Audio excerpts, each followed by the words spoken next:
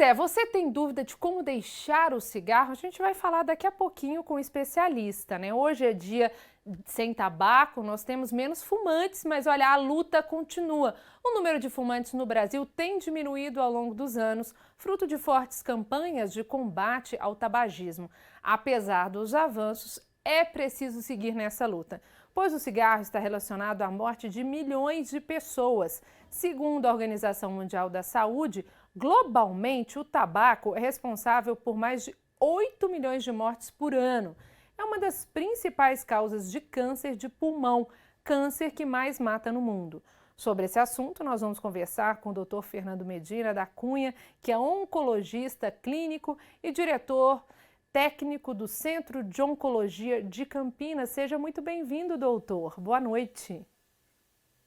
Muito obrigado. Boa noite a você e a todos os ouvintes da RF News.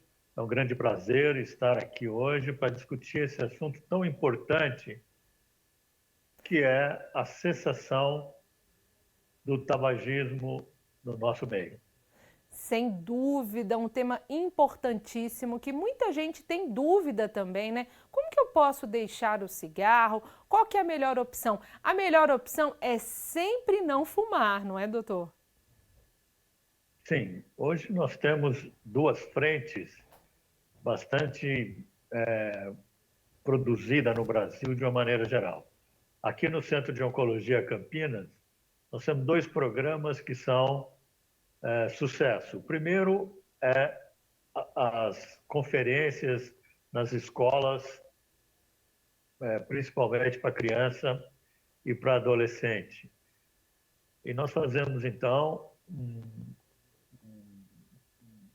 concurso da melhor foto, da melhor desenho, o melhor frase das crianças, e depois eles são premiados.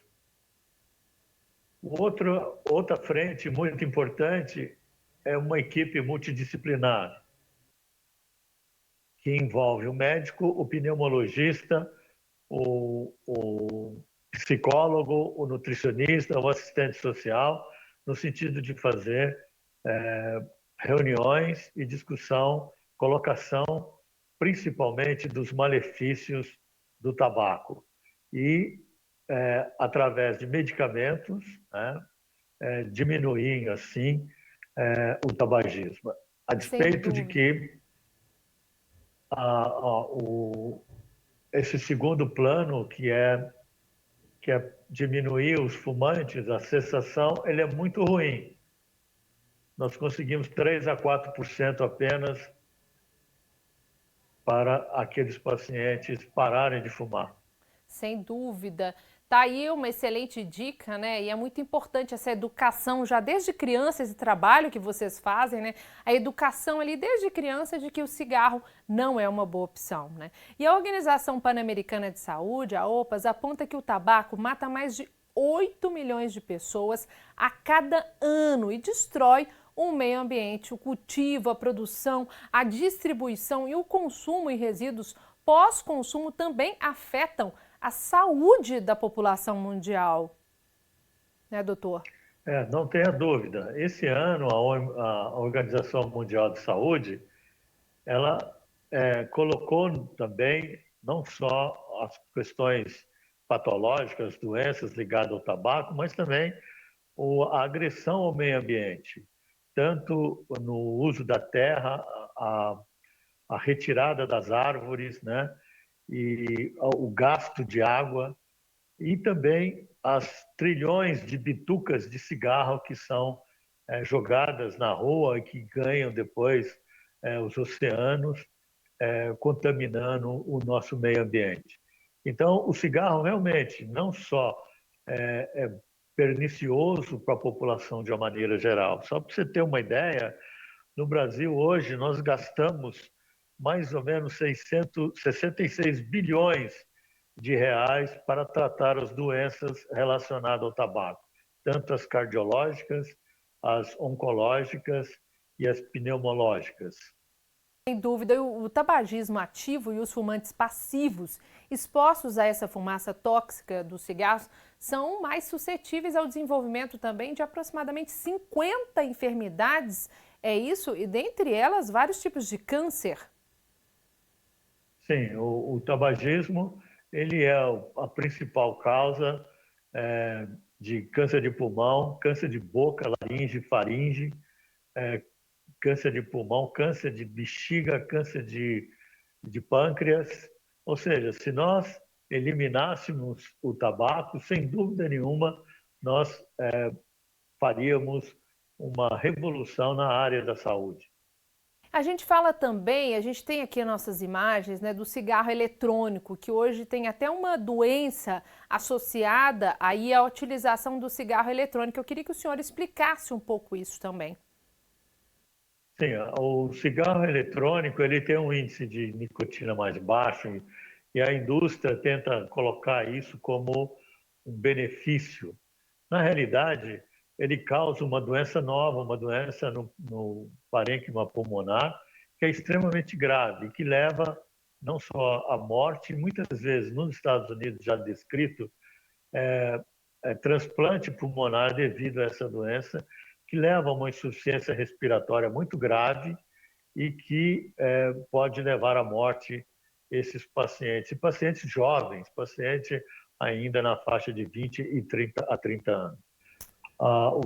Os cigarros eletrônicos, eles levam também ao aumento do tabagismo, porque ele se inicia com o cigarro eletrônico e logo depois, obviamente, eles passam a fumar o cigarro comum, do fumo comum.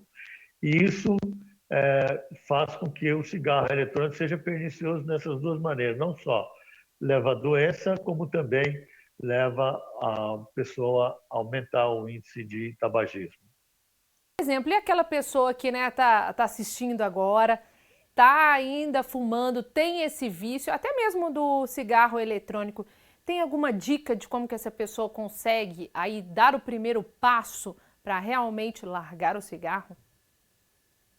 Sim, o primeiro passo, na realidade, é uma decisão pessoal. Na hora que a pessoa decidir que ele vai parar, é fundamental que ele procure assistência médica. Existem profissionais nessa área que podem trabalhar com grupos